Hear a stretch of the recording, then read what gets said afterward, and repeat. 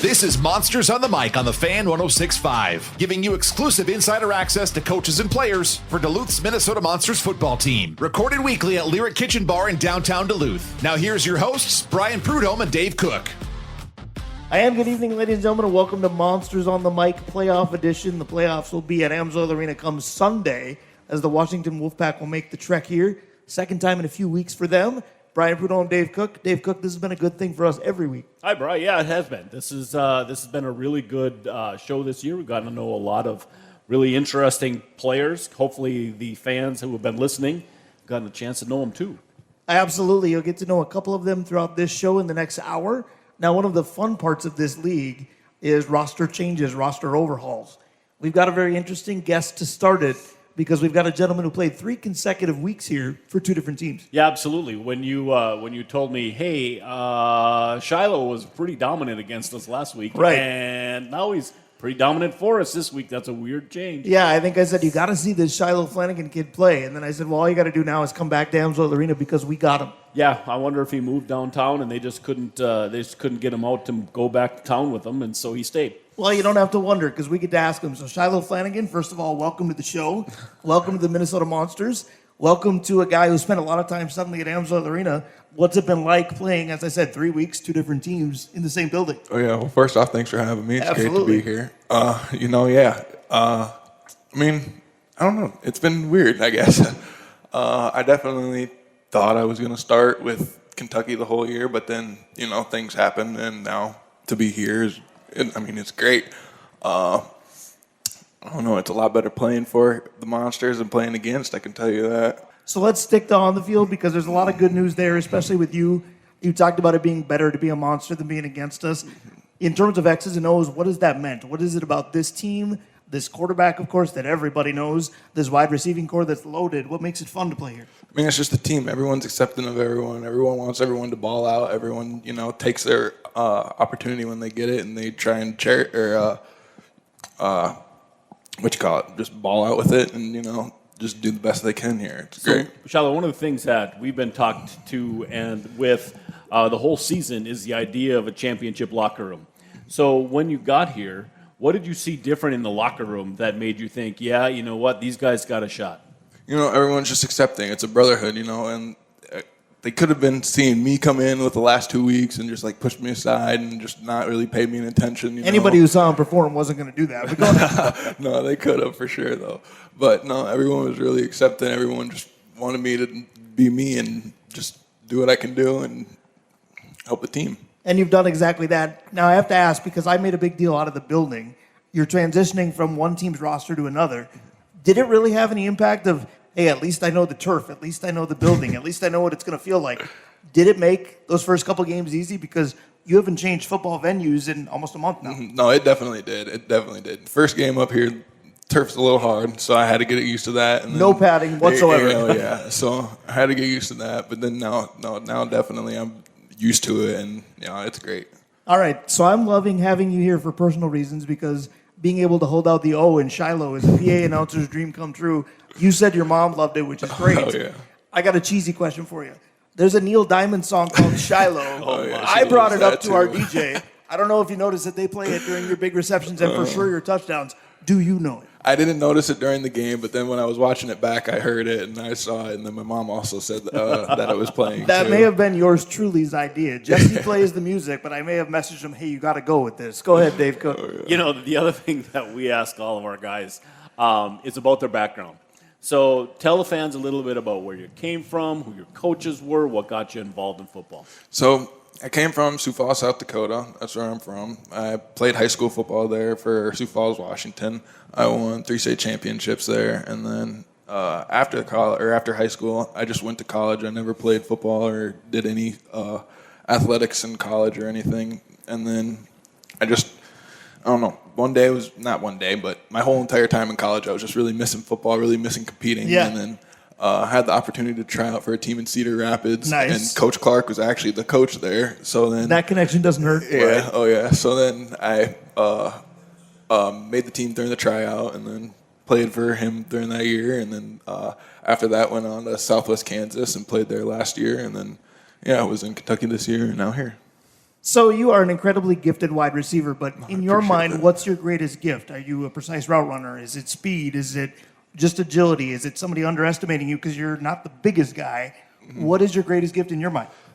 Man, I just feel like I'm just out there to give it my all every play. I don't Effort. know. Yeah, I feel like when the ball's in the air, I see the ball, and I feel like it's mine or no one's. Well, and lately it pretty much has been. What's it been like playing with Javonte? Because Mo will tell you, Jamal Couch will tell you, Carlos will tell you, he can put it where you want it. What's it like playing with J5, as they call him? Oh, yeah, it's been fun. It's been electric. It's been awesome, man. Can't wait to keep doing it, too. It's been great. All right, so 1 week you're a barrel in Amsoil Arena. The next week you're a monster in Amsoil Arena. The crowd is the same, but their outlook of you was different. What's it like as you hear that crowd treating you differently? No, yeah, it's definitely much nicer. It's definitely much nicer. So, Shiloh, I got to ask about one specific touchdown that got us back in the game last weekend, because I've watched it back too many times, and I've never seen somebody suddenly get that open. They were with you, and then they weren't. What's going through your mind when it's almost like, hey, they forgot I was back here? Well, I didn't know that he did that until I looked back at the film and saw him. I don't know what he was doing, but he got screwed up on someone, and then was wide open. But I thought he was right there, so I jumped up to just go get it. I'm pretty sure screwed up is the technical term, because I believe that was the 4th and 25 pass, too, and I thought, where's this going to go? And then you were right by me in terms of my perspective, and I went, 7 is by himself. How does that happen? Yeah. I'm not sure. I don't know what he was doing. So I'm going to ask a question that I probably know the answer to, but I think different perspectives give different answers. You're a chain mover kind of guy. We can pick up first downs with you. But every wide receiver, every player likes to get in the end zone. Do you like the big first down? Do you like pay dirt? Or is there a difference? I mean, whatever gets it done? Whatever, yeah. I hate when I answer the question for them. It's a little bit too easy. All right, so Shiloh, take me through the game last weekend in the sense that it was a game that meant nothing to us. It meant the world to Beaumont. But it was chippy. All of a sudden, it meant everything to us. What changed? We just wanted to win. We wanted to protect the hood. We didn't want to lose at home. So we wanted to send Beaumont home. That's fair, because radio's not a visual medium, and I'm wearing Beaumont colors tonight. And I thought maybe you guys would see that and go, what in the world? But somehow, in 3 hours, I didn't like Beaumont very much either. I don't know if you can repeat this for radio, but just how chippy was it? How much trash is being talked? I don't know. I don't really talk too much, so I wasn't really a part of it, but it gets chippy. It for sure does. All right, so if you don't, tell me who on your team does, because I got a feeling Claude Davis says plenty. Oh, yeah. It looked like Torrey Boyd had a few things to say. Oh, yeah. Shocky Holiness shocks no one with things he says. What's going on in there? We're going to have to ask them. I'm not sure what they're getting after. I get no bulletin board material from this guy. He's too good. At all. He's too polished. Well, he already said he doesn't talk it. Right. So I'm going to make him talk for the next 10 minutes. So when you're playing up against a defense, that's going to switch up, whether it be man or a little bit of zone, and let you make some decisions. Which would you prefer to play against? And what off the line? What's the skill? Is it the get off? Is it the hand fighting? Where do you think you're at? I think since me being a bigger receiver, people might not think I'm quicker or as quick as I am. So I think I got a little bit of a quick get off on the line that helps me. And then I don't know, man or zone. I mean, either or. I mean, it doesn't really matter. You just find the zone, sit in the hole, and get the ball. Or it really doesn't matter recently. If you've seen this kid the last 3 weeks, he's going to dominate whatever you put in front of him. I got to ask you this. Routes that you enjoy, are they the same because AF1 is AF1, or are they different here because a route tree is different maybe in Kentucky versus Minnesota? What's been different for you? What learning curve have you had to get quickly? Well, the route tree is different. It's just called different. The routes are the same, but they're just called different. So I got to get the old stuff out and get with the new numbers and get that down. But otherwise it's been all pretty much similar, I'll say. Okay, fair enough. So something that's not similar is regular season and postseason. What's been preached this week? Because it is win or go home. What's the attitude like that's maybe different from 2 weeks ago? I mean, we're just attention to detail. We got to be precise. We got to be perfect. We got to just practice the perfect repetition. We just got to be perfect for the week. Perfection. That's going to be tough to ask for, but it's the theme. So we talk about Washington was just here a short time ago. I believe that was your first game with us. Yeah. How much does that help in terms of memory bank going, I cooked this guy, I cooked this guy, I got to watch out for this guy? What do you remember from the Wolfpack that we need to be wary of? So, I played them in Kentucky too, so I'm a little familiar with them. But no, they're a good group. They're physical. They always were bringing it. They're a sound group. They know what to do. Okay.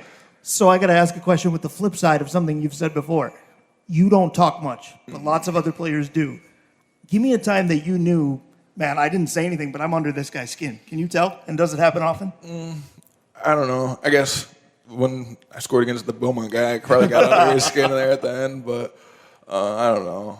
I just don't really try to think about that too much. Best celly you've ever seen. LD's penalized celebration at the end on Saturday? Yeah, that was great. Because the minute he scored, I went, uh-oh.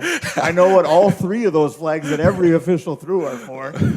But LD's maybe the most versatile athlete I've ever seen. Ladarian McAllister, for those that don't know, he had a night last weekend.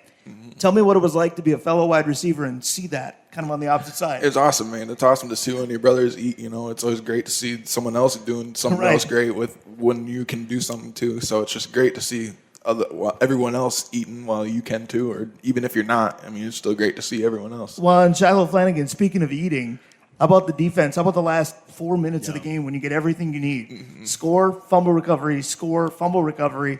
I'm sitting in the PA booth going, we couldn't have scripted this any better. Oh, yeah. The place was bonkers. It had to be fun. Oh, it was electric. It was awesome. It was. Again, it was a game that supposedly meant nothing. It was the most fun I've had this season. Well, the opposition can certainly do that when they start getting mouthy. I didn't like them, I'll tell you that, and I didn't even hear them. So I want to go back to getting ready for this upcoming week.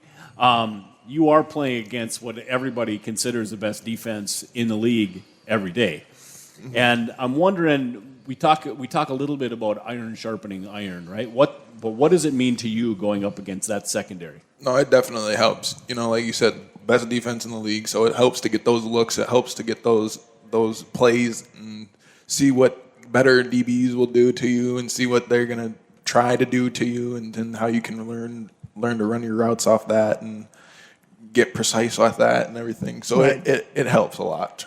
Okay, so you talked about playing for Coach Clark before, playing for him again. What's the difference all these years gone by? Or is this the same guy with a different logo on his shirt? Has he changed as a coach or no? I mean, he's pretty much still the same guy with a different logo. I mean, he's still Sounds like that's a good thing if you're playing for him again. No, yeah, it definitely is a good thing. All right, so I'm going to find out just how much I'm going to like you in the next 2 minutes here. You hail from South Dakota. South Dakota doesn't have professional sports teams. A lot of South Dakota roots for Minnesota teams. I'm a Minnesota homer, diehard to a nauseating degree. Are we a Vikings fan, Twins fan, Wolves fan, Wild fan? What are we doing? I'm a Vikings fan. Can I give him a hug right now? You and I can hang whenever. Oh, yeah. I'm a little afraid of Mo. He spent time in Wisconsin. If he kind of bridged that way, pun intended, we're in trouble. Absolutely, it'll be a fun conversation, won't it? Absolutely. Speaking of fun conversations, what's been the most fun conversation you've had since coming to Minnesota about being part of this team? Is there engagement with a fan, talking to coaches, getting to know a certain player? What's made it the most fun? I ain't gonna lie. One of the most surprising things was that Claude Davis actually lived in Sioux Falls for 10 years. And played for him for a while. Yeah. And I actually I went to go see him, and actually I didn't know it at the time or anything until we literally talked about it and everything. But I literally went to see Storm games with him in it, and he even said he's heard of me in high school and everything. So yeah, that was a pretty crazy moment. I guess my follow-up question to that was, how old does that make Claude feel? I don't know. And then my other Claude Davis question, because we're all good for 3 or 4 of them every week. You've seen him carry the football as a teammate. You've seen him carry the football as an opponent. What is that like with 270 pounds of goodness toting the rock? Oh, yeah. Well, it's definitely better to see him carrying it as a teammate, because I can tell you, as a jack linebacker, it ain't a fun sight. But no, it's good. I mean, when he gets the ball, you got to watch out. Or I guess now he's going to go over people too. So I don't know. I don't know how you can bring him down now. He's going to be a big part of whatever and everything that we do this week and hopefully weeks beyond. Sure. Speaking of weeks beyond, closing question. What's it going to take to make sure this season continues beyond this weekend? Man, we just got to keep doing what we do, and we need our support from our fans. They've been great. They were great last week. We need the same thing this week. We need more Neil Diamond. Oh, yeah, and I guess that too. That means Shiloh Flanagan's dominating. Dominant segment for him. Round of applause for the newcomer of the Minnesota Monsters, Shiloh Flanagan. An oldie but a goodie. Mo Strong is next. Stick around. We'll be right back.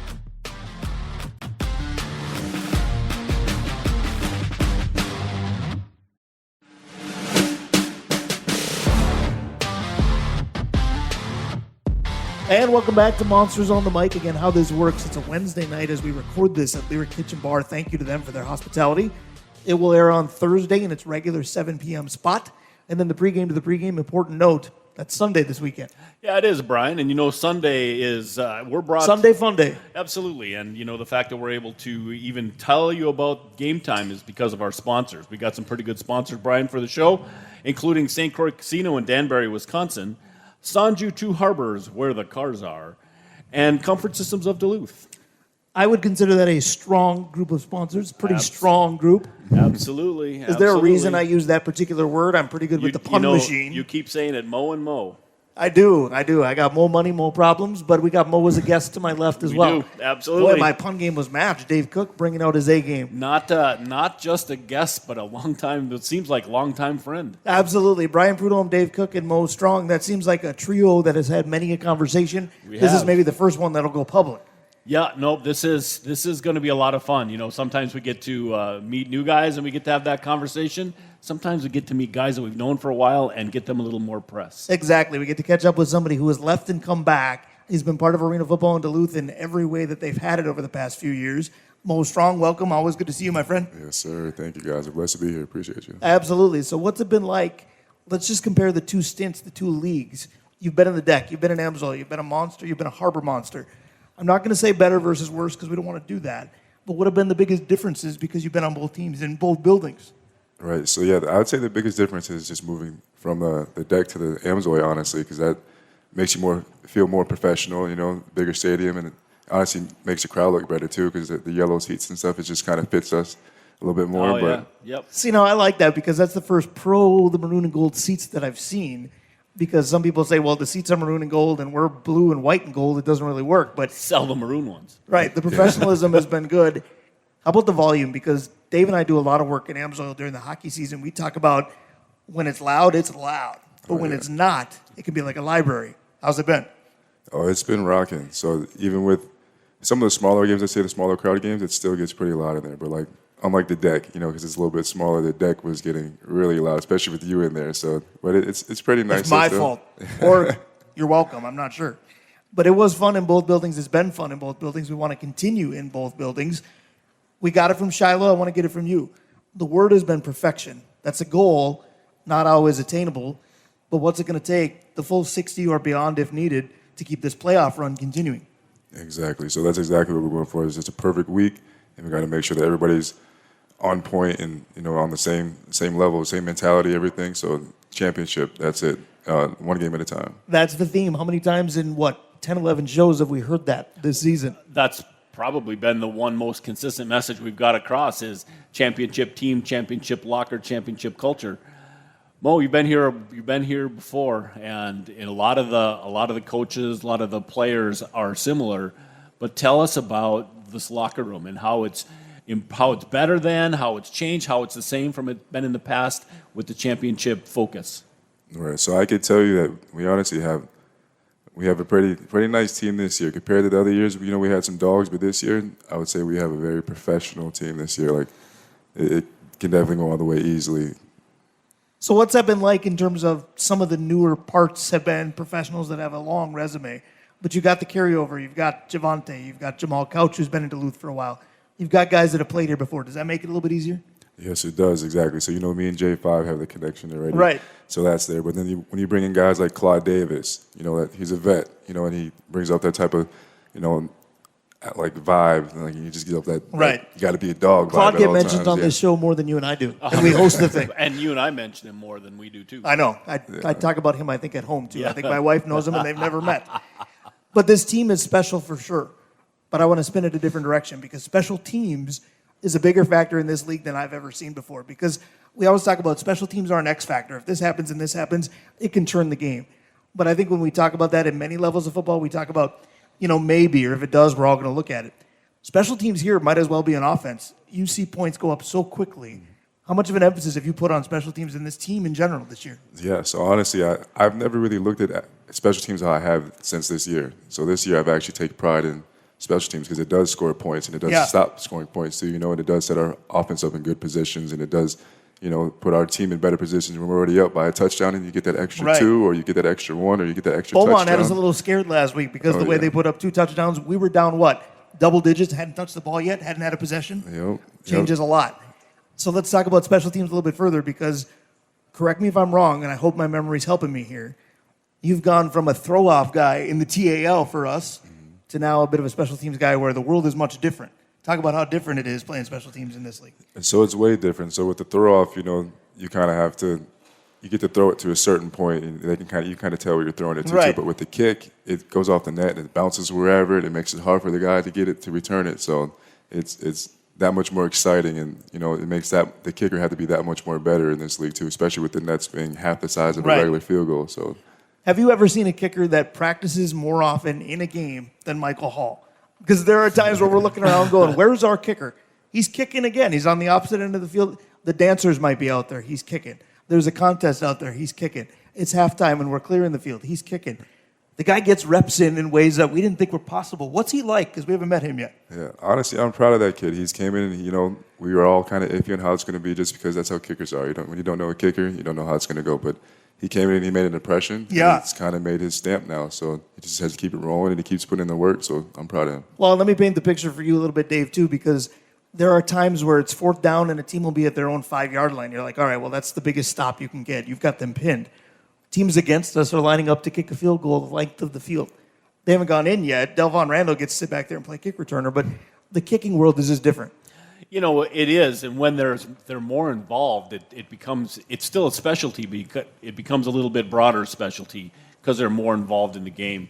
And Mo, speaking of, I'm wondering if you could talk about as part of the special teams group, what kind of tone setting you guys can do for a game, even if it's not the first kick of the game. Tell us about what special teams can bring as far as setting the tone for the offense or the defense. Exactly. So that's where special teams come in at, honestly, because we could be winning a game even and not have like the motivation or the spark that we need, and then all of a sudden a big hit can come off kickoff, or somebody can score a touchdown off kickoff, or we can get a big run from kick return, and it makes that perfect shift into a game. So even if you're losing, it's good for you. Even if you're winning, it's just even better. So you talked about a big hit. Now, this wasn't a special teams play, but it was a special play. Last play of the half last week. I've been around arena football for 3 seasons now. I have not seen a hit like Javonte Haynes put on somebody for Beaumont. I think his first name was Jeremy. And I think he lived to tell about it, and that was the most impressive part. You had to have a better angle on that. The crowd roared. What was your thought? I've witnessed it right there. I was like, oh, I knew that. Yeah, I knew the crowd was going to get roaring after that. But that's what he does. Even in practice, he brings it. So he's the one that's going to do it, honestly. Well, and how difficult is that? Because obviously, friendly fire, you want to avoid that. But we always hear about and we talk about how practices are intense because maybe the best defense you're going to face is more during the week than during the game. Exactly. But at the same time, we got a loaded offense that needs to be healthy. How do the practices go from being professional and doing the right thing to knowing when to backpedal as well? Yeah, honestly, you can't really know. Honestly, especially with Claude in there again. This special team we have, it's iron is sharpening iron every single practice, and with having the best defense in the league, our offense is only getting better every single week. I don't know if you've seen the progression, but our offense went from being all right to now we're clicking. Well, and we're picking up other team stars every week. Shiloh comes calling, Jarvay Flowers lights it up for, I believe it was Michigan, and then gets here. Everybody who's doing great somewhere else ends up here. Let's talk about that a little bit, because I was talking to Zach earlier today, and I said, this wide receiver room, and we're talking to 2 of them now, is the most loaded I've ever seen. How much do you guys learn from each other? Because there's not a bad brain to pick in the bunch. Yeah, honestly, everything we do is just learning off each other, and we're just communicating, and we're doing exactly what we're supposed to do, and just being what J5 wants us to be and what the coaches want us to be. So. Well, and that was going to be my question, because I think he makes everybody better. But as I just said, Dave, there's not a bad choice for him when it comes to targets either. Who's helping who here? Is it yes? Everybody is? Yeah, honestly, everybody. It's just one big click, and it's clicking, so it works. So, Mo, we talked a little bit about before the show. We talked a little bit about your future coaching career and what that might look like.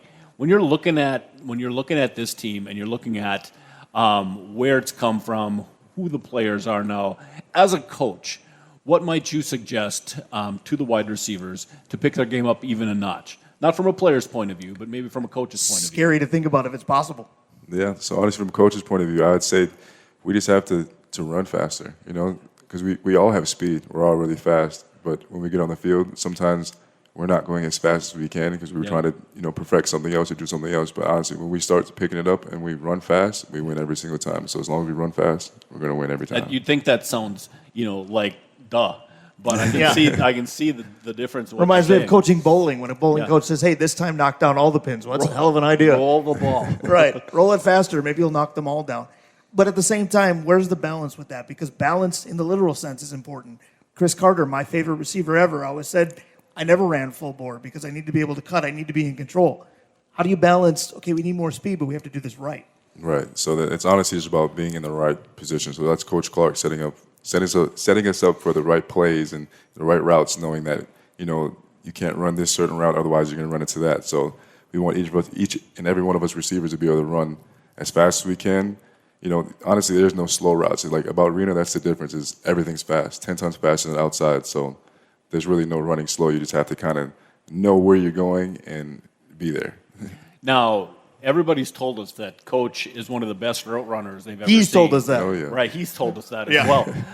What's it like playing for a coach as a wide receiver that still believes he can run your routes better than you can? He definitely expects you to be fast. He definitely expects I love the it. way you phrase that. That's perfect. No, it's funny because sometimes you'll see him just all of a sudden out of nowhere just start taking off, and it's like, I didn't know you had that. Just feel like, geez, What are you doing? All right, that's fair. So, Most Strong, I got to ask you this because you've played in Duluth, you've left, you were an Axeman for a stint we won't talk about, but you've come back.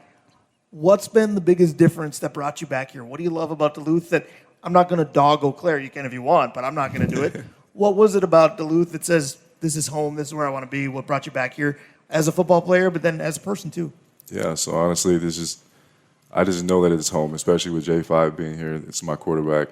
It's one of my best friends too. So I just know that being in Minnesota, being in Duluth, being with the Monsters is home. I've dreamt about it, prayed about it for a long time, and out of nowhere, I got the text and it came true again. And I told myself this time, it's gonna go perfect, and I'm gonna take advantage of every opportunity and make sure that it becomes my official home. I'm not going anywhere. So We talked a little bit again before the show about how you took some time off though from football to reorganize. What did that time off teach you about the game? Yeah, so honestly, it taught me that your mental health is one of the biggest aspects, or one of your biggest things that you could have inside of you. If you don't have your mental health straight, you can't play the best, or you can't think the best, you can't make decisions the best. So honestly, last year was a very, very sharpening year for me. I had to sharpen my mental health again, and I salute anybody else that has to go through any mental health crisis and want to do something they love to and play football or any professional sport. And nobody knows what's going on the outside, you know what I mean? They all just see you having fun and smiling during the game, but they don't know what's going on the outside. And that's one of the biggest things I learned last year, is that somebody can have everything going on in the outside world, but football is the one place that makes it, life amazing for them still. So never be mean to your brother, or never bully or say anything wrong. Always check up on somebody. Always make sure you're bringing them up. Yeah. I was just going to ask, as somebody that's had to go through it as well, we've got kids listening, right? We've got parents listening. Talk about how you might work with somebody just to check in on them. What kind of things would you say? What kind of things are you looking for?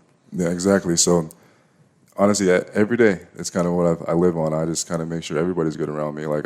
I could see, I read people really good. In college, I took some psychology and sociology classes, so I read people really good, and I just I check up on everybody. That's kind of what you No wonder do. he liked us so much. He could read character Well, that's really why well. he sits next to you. Well, He's like, God, I want to sit next to the one that other open guy. seat.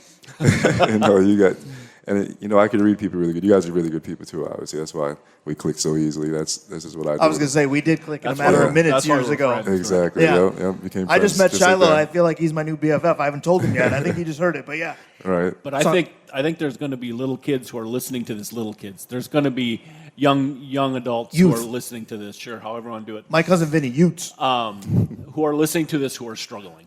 Yep. What do you tell them? One thing you got to do is just never give up. That's the main thing. Because once you give up, there's nothing else to do. So you just can never give up. That's all I learned, is just never give up. Keep pushing. You fall down 7, stand up 8. You just got to keep on going. And one thing I can say too is, it's hard for us to ask for help when you're young, and that's kind of what gets you in the bad spot too. Sometimes you never ask for help. You think you know it all, but you really don't. So even as a kid, or even when you're becoming a parent, even when you're trying to be better at football or something like that, take the help, take the advice. Somebody always knows it better than you. Take the help, and it's gonna be better in the long run. That's great mental health advice. I want to talk physical health a little bit. Now, some things you probably can't tell us because injury reports are what they are, but you've played an entire regular season. Everybody's played or is playing through something. How are you feeling for the most part with the grind of a season? Yeah, are you physically healthy right now? Honestly, I'm physically at the best that I've ever felt in my life, honestly. Just because the training I've done this year is a lot different than I've done in other years in off season. So I might be 31, but I feel like I'm like 21 now. 31 going on 21. Somebody get him a drink. There we go. And honestly, being with the Monsters, that's one of the great things too, is being with them because they take care of you and they have the health source and they have the doctors and they take care of you right away. They make sure you're good. So yeah, Dr. Jay Allen, shout out to him. He's been wonderful. But we talked about Javonte, and he's best friends with seemingly everybody on this team. We just talked about physical health. There was a moment late where we all kind of held our collective breath last weekend because we didn't know if he was good or not. Sure sounds like he is, but to me that added to we didn't know Beaumont till this weekend, but we don't like Beaumont. It got chippy then in a hurry. Yeah. Oh, yeah. So he's good, though. Yeah, he's a warrior. He's going to be all right. So. All right. So let's talk Wolfpack for a little bit. We got to give our opponent a little bit of pub here. What do you remember about him? What do you expect from him? Everybody says we're watching film. We see this, that, and the other thing. Some things you can tell us. Some things you probably can't. They were playing us pretty well 2-3 weeks ago until there was a cluster of minutes in the second quarter where it went from a tight game to you got to try to catch us now, and they couldn't. We got to be ready, and as Shiloh put it, perfect against this team. But why? What concerns you? Yeah, so honestly, what concerns me is just us as a team. So when we come out slow, teams have a chance of being in the game with us. When we come out hot, it's over with from the beginning. So what we have to do this week is take this perfect practices, and we have to bring it into the game, and we have to come out hot right away. And we just have to keep that going the whole game, keep the crowd fired, keep us fired, and everybody be on the same page and on the game too. Sounds like we just need a strong showing, and we just got it. Mo Strong, great segment from him. We always expected that. We've got Shiloh, we've got Mo. Let's see what they do together. Stick around. We'll be right back.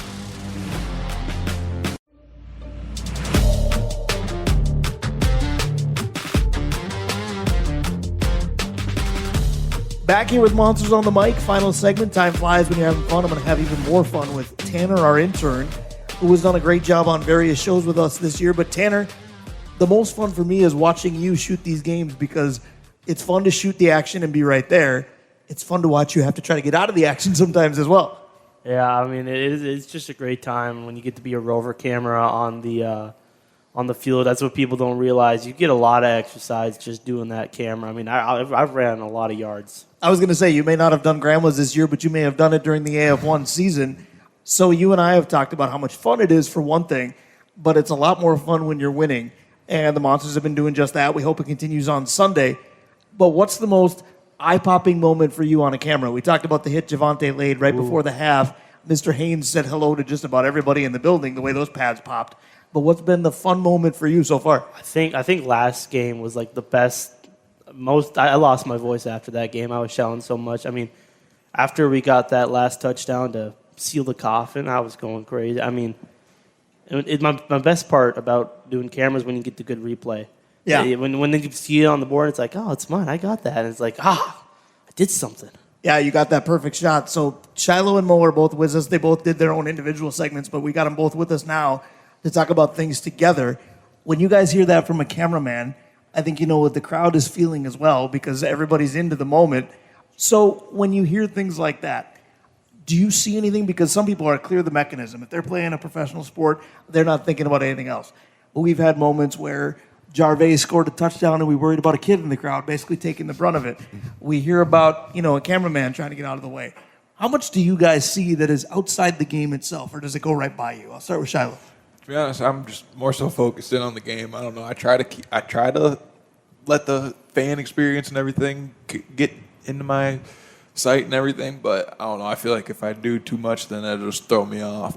So I just try and focus more so on the field. Now, one guy's had 3 weeks of Duluth crowds. You've had darn near 3 years. What do you notice? Yeah, I mean, it's fun always. Like I can't even. It's a different atmosphere being in Duluth than anywhere else. So, and the big hits like that, and I don't know. I can't even explain it, to be honest. I try to stay just like Shiloh. I try to stay focused, but you get drawn into the crowd so much, to the fans so much, and they just love you so much. It's hard to focus on anything else. But you definitely have to keep a balance on what you're doing. So, yeah, I mean that's awesome. When looking through this game, it's the crowd, the atmosphere. I mean, what's your favorite part of all of it? The crowd, honestly, because they keep you in it, and then you look around and you see how many people showed up too. You're like, yeah, we got to put in a show for them. Absolutely. All right, so as the PA guy, I got to talk about the entrance because the entrance now is very cool. It's very majestic. It's very easy on my voice when you're introducing an entire team rather than 20 individuals or whatever we're doing. But at the same time, not to be selfish, but guys like that intro moment. Maybe they have choreography. Maybe they have something that pumps themselves up. What's it been like, maybe starting the year hearing individual introductions and now being introduced as a unit, being the pseudo Gophers, as Dave and I would call you, but this team first attitude is pretty awesome. What do you guys think of the intro? Because it's been a topic for everybody. Yeah. I mean, I like the team. When we all walk out of the team, because we are the team. We are the monsters. So we all fight together. We all win together. We lose together. We're just that together group. So to me, I like everyone just getting ready in the tunnel, saying what they got to say, and then we all run out with the smoke. I like it. I'm going to It's fun. rephrase It's it for electric. Mo. Jake Lambert, PJ Fleck. Are they the same person? We've never seen them in a room at the same time. Yeah, it's pretty similar. I would say Jacob's doing better though. He's Ooh. lit. Jake's lit. All right. Don't let that get out at Big Ten Media Day. Jake Lambert greater than PJ Fleck. All right, so we're talking to wide receivers, but every offense can get help from a running game, even in a league like this. We talked about the Gophers, segues inadvertently or maybe intentionally to Shannon Brooks. When he's back, this team is that much better. It's exciting to play with him. It's exciting to watch him. Are you looking forward to getting that back because he hasn't played in a long time? Definitely makes a difference from when he was playing to when he not playing now. That's why I'm glad we have Claude at least because he definitely makes a difference too. But I'm definitely excited to see Shannon back in the field. He opens us up a lot more because the teams are afraid of Shannon now. Right. So yeah. When you have that home run hitter, I know we play take it to the house only on the kick returns, but take it to the house every time he gets a handoff is a realistic possibility. Very realistic. Almost happens every time too. All right, so let's talk a little bit about your wide receiver room, but let's have some fun with it. Now, Tanner and I like to ask almost like most likely to or superlative type questions. What ifs? Yes. So let's start with, I'm going to steal Tanner's favorite because he's our fashionista of the dais here. Gotta look good. But I got to ask, amongst the wide receivers, who's got the best game day drip and whose is the worst? Go ahead. So far what I've seen, I got to give it to LD. He's always got some drip, some swag going on. The worst, I would give it to myself because I'm not really a game day guy. I've had Are you showing up to game day in a hoodie and sweats? Or? Exactly. Nice. That was first. 90% of the games this year. I got ready for one game this year. That's it. All right, now Shiloh, you're at a bit of a disadvantage. You've got 3 weeks to answer this, or maybe you can go Barrels-esque as well. What's some of the best and worst drip you've seen? Oh man, I don't know. I mean, I probably don't got the best drip either. I don't dress up much for games. The best, to be honest with you, I'm not really sure. I don't know who I would say the best is. Who's got the weirdest? Who wore something and you went, okay? Because I host a show on Saturday mornings with the gentleman to my right, and we started the show this weekend as he rocked pink Lycra in the studio. And he put it on as the theme song was rolling. I didn't know about it beforehand. And I kind of went, okay, I guess we'll just start the show. Yeah, I don't know. I won't say the weirdest, but a guy that does come to mind, my quarterback last year at Southwest Kansas, Jalen Morton. He always had some flashy type of thing going on, whether he was wearing some cowboy thing with his cowboy hat and boots on or something. He always had some type of fit going on. All right, I can appreciate that. I'm going to jump to music, and then I'm going to let Tanner jump in. Everybody's got kind of a pregame hype playlist, if you will. Enlighten me. What's on yours? Rap, young boy. After this, he's going to add Neil Diamond. Well, yeah, that's pretty much it. Just, yeah. Mo, what about you? Ever since I won a championship in college to this song, it's one of my go-tos every single game because I've been in Reno, for 5 years, and I've been in a championship for 3 years, so I think it's working out. Dreams and Nightmares by Meek Mill is one of my go-to game days. Right before I walk in, I have to bang that real quick. I can appreciate that because he's living his dream and he's an opposing defense's nightmare. Tanner, you're up. Yeah, we're going to stay at the top of the music here. I'm going to go to the wide receiver. And actually, let's go because we've gotten a few good answers on this question. But who in the entire coaches, staff, anybody, who's the best and who's the worst at dancing? Best and worst at dancing. Man, I'm probably say I'm the worst at dancing. Yeah, I was gonna say I'm right there with you. I'm probably one of the worst too. The best. You know who's relieved to hear both of those answers? Javante Johnson.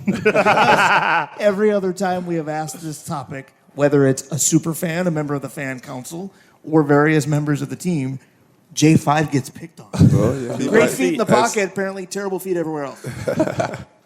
Yeah, I've never seen him dance, so it might be true. So, That's yeah, why. that might be why. All right, so we asked about your specific playlists.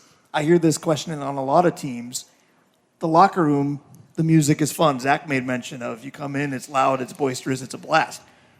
Who's the guy that should get the aux cord? Who's the guy that should never get it? Apparently me, because I'll play Neil Diamond Shiloh. Book it. I'm gonna mess with Coach Cheeto right here. Coach Cheeto shouldn't get the ox. You know, I be in his car sometimes, and he don't give it to Coach Cheeto. But who should have it? I'd say, who is it? Kyler. I think he's one of the speaker. A lot of times, they play some good music. I like Kyler with the He was ox. anointed the best dancer a couple weeks ago, too. Oh, really? Okay. Yeah. Okay. All right, so you said Coach Cheeto. I'm going to chop up his name a little bit here, and I'm going to mention the word cheat. The wide receiver room.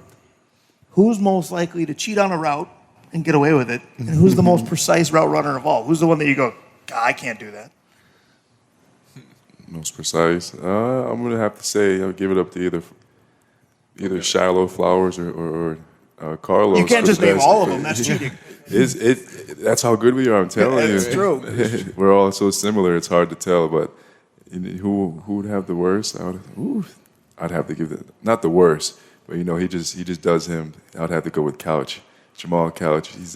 When you're 8 he's just feet tall, he's you just can a run big whatever guy. route you want. Exactly. Just Put your throw hand him up and see what happens. Just throw him up. That's all you got to do. Yes. Yeah, I mean, it is great to see and hear. I mean, I'm going to go on my next question here. It's out of everybody in the locker room, on the field, who's the most boisterous person, who's hyping up the crowd, going for the play? I mean, doing everything. Can we take Claude off the table? Yeah, I was going to say, besides I Claude. bet you everybody's first name is that name right there. I would have to give it up to loud and boisterous. When he's fired up, I'll give it to either Rob. Rob he gets fired up a lot. He be kind of loud, even though he's not. Even not playing, he be on start yelling and getting amped up. Yeah. I got to ask you guys about Torrey Boyd because plays a very important position, gets all kinds of kudos, rightfully so. Has been on this show and was wonderful. Has also been watching this show and still got on the show because they were talking to him during. But he also seems like a little bit of a silent assassin. Is he quiet but dangerous? Because watching social media this week, man, there's some Beaumont tears still flowing, and Claude and Torrey are eating that up. What's he really like?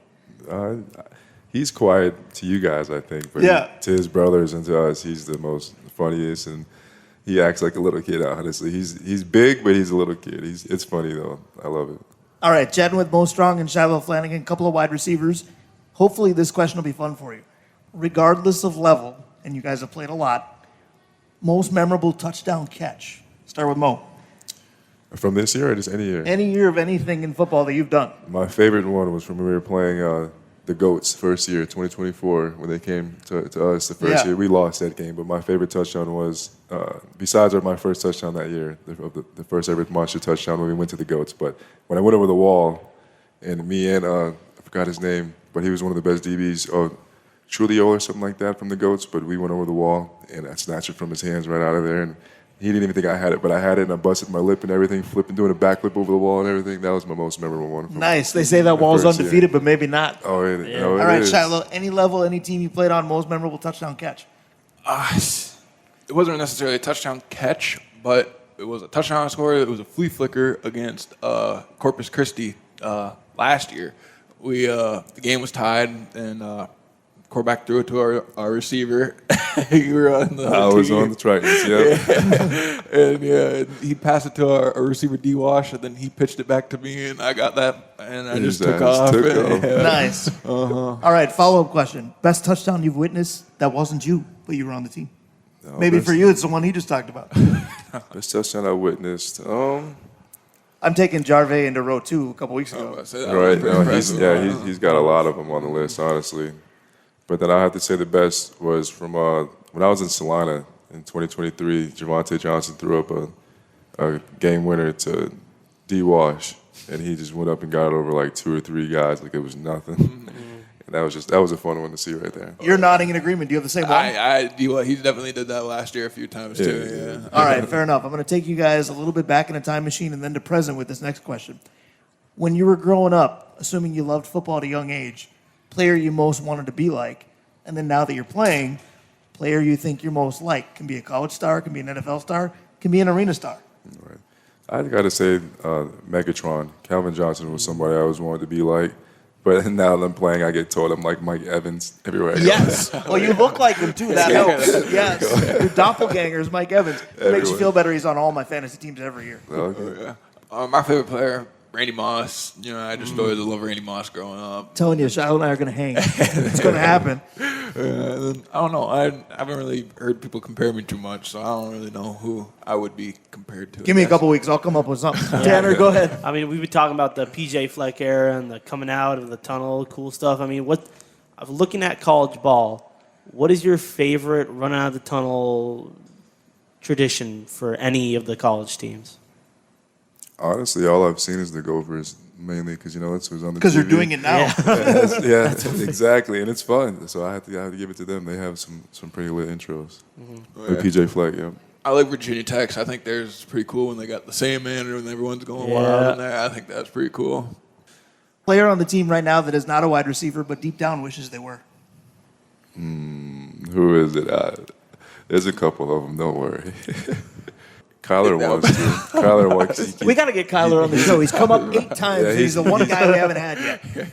He's the tight end. He's always getting picked on too because he goes up for a tight end pass. It's never a perfect pass either, so he doesn't really get his opportunity. Josiah's here. Put it in your notes. Kyler next week after we beat the Wolfpack. Now I want to see what he has to say. Exactly. What's his answer going to be? Right, no doubt. I'll tell you this. You guys will be a tall order to follow next week. We want to have a show next week because we also are in playoff mode. It's win or go home for this show. So we're going to go with a win, and we'll talk to you next week. Monsters Wolfpack, Sunday night. Be there. Thank you very much, Shiloh Flanagan. Thank you very much, Mo Strong. Thank you, Dave Cook. Thank you, our intern, Tanner. It's been a blast. Thank you, Lyric Kitchen Bar. Talk to you next week.